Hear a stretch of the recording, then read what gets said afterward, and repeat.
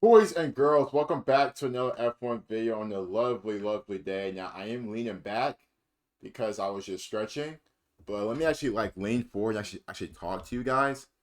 What's up? Hey, so obviously we're in Imola this upcoming weekend. It's gonna be a very, very emotional weekend. We haven't been back here since I think 2022 because last year the race got rained out, and I remember that.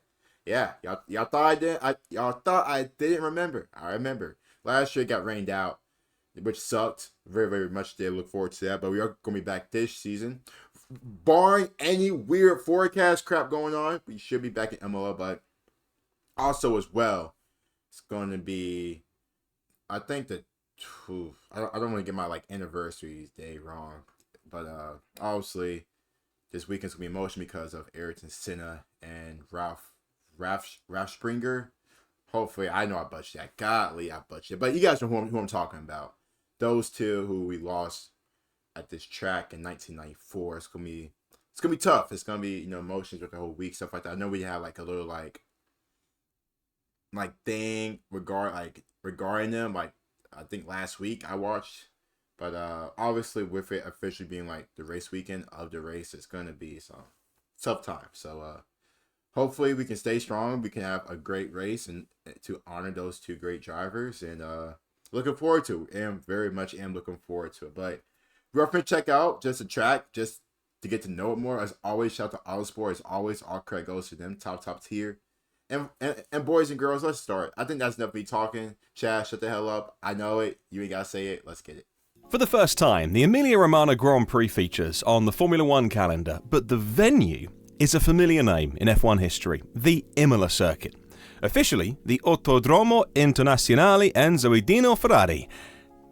The Autodromo Internazionale Enzo Edino Ferrari. That was the worst Italian y'all probably ever heard. Yeah, Jesus. If you fancy running out of breath. Was last on F1's books in 2006 before it was quietly dropped for the following year. Here's your guide to F1's return to the Italian circuit. Imola was built in 1953 and used for a few non-championship races, but it didn't appear on the F1 calendar officially until 1980, when it hosted the Italian Grand Prix, the only time that the Grand Prix wasn't hosted at Monza. Since then, Imola remained on the calendar as the San Marino Grand Prix, borrowing the name from the landlocked principality over an hour's drive away. That's hard. However, the name is not returned with the circuit, and the Emilia-Romagna title refers to the region of Italy that the Imola circuit sits within. At least it's a little bit closer. Over the years, Imola has undergone a few changes, with chicanes sprouting and disappearing seemingly at will, but the tight and technical overall layout has remained pretty familiar. Today, the circuit is 4.909 kilometres or 3.05 miles in length, with 21 officially listed corners, although Formula One has taken a somewhat loose interpretation of what a corner entails. Nelson Piquet won F1's first championship race at Imola in 1980, drafted onto the calendar as Monza was being refurbished. San Marino then applied for a race on Imola's behalf to remain on the calendar, and Piquet followed up his win at the circuit with a repeat victory in 81. Having taken the late-season Italian GP slot for its first race, Imola was moved to early May for 1981 and would usually be the first European round in the following seasons. So it's crazy how back then they moved it to how it is now. It's not, I wouldn't say it's still early May. You kind of say it's mid-May, but you can kind of still see the point of where to have in May.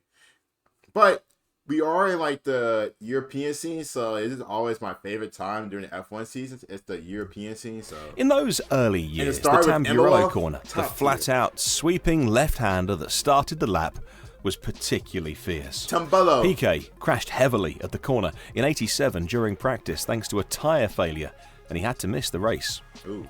Gerhard Berger infamously crashed there amid a blaze of fire in 1989 as his front wing failed on the run into Tamburello and miraculously only missed one race as the marshals extricated him from his burning Ferrari.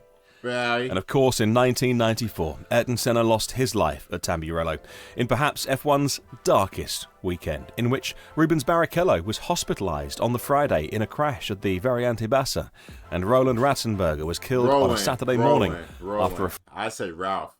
Rolling Raston Spring gets rolling. Front wing failure at the Villeneuve corner. Well, since then, Tamburello was changed to a lower speed chicane to make it far safer, as was the following Villeneuve corner. Damon Hill took an emotional victory in a damp 1995 race for Williams, with whom Senna had driven the previous year. That livery so far. Williams was a force to be reckoned with at Imola in mid-1990s. Crazy. Hill won again in 1996, and his replacement, Heinz-Harald Frentzen, took his first ever win in 1997. Frentzen.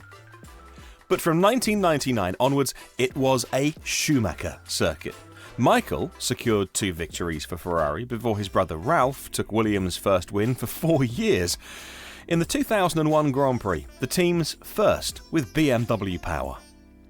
Michael won the next 3 Imola races, and although the 2005 Ferrari wasn't a factor in the title hunt, he pushed Fernando Alonso all the way to the finish in a thrilling race between the two.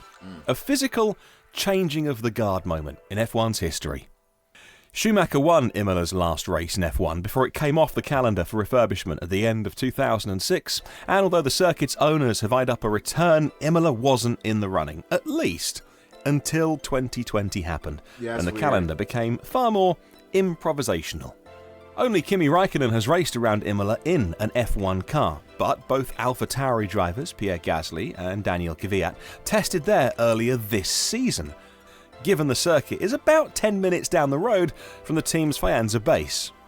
Lewis Hamilton raced at Imola in 2006 in his GP2 title year, and several drivers have experience of the circuit from its sporadic appearances on the F3 calendar, including Max Verstappen, Esteban Ocon, Lance Stroll, Antonio Giovinazzi, George Russell, and Nicholas Latifi. Now, I know the last Imola race was, I think, 2022, so I think a lot of these drivers obviously have experience. You see like Lando's, Leclerc, Sainz, Hamilton, Russell, a lot of drivers he mentioned have had the experience there already, so that's good, man. Obviously, we didn't race here last year, so. Lando Norris has experience of Imola from his Italian F4 races, while for others the addition of Imola will be an entirely new experience. The lap begins with a relatively short run to turn 1, Tamburello, for the left-right-left chicane that should bunch the cars up before getting on the power towards the Villeneuve corner. It's going to be a freaking crash. This should give the drivers a chance to capitalise on any side-by-side action emerging from the first corner, before then dropping the speed for the left-right Villeneuve corner.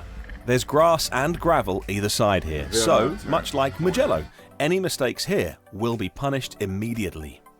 Tosa, a tight uphill left-hander, is next, and the drivers will be climbing over each other in lap 1 to make up positions, so expect to see a few drivers get hung out to dry on the outside of the corner.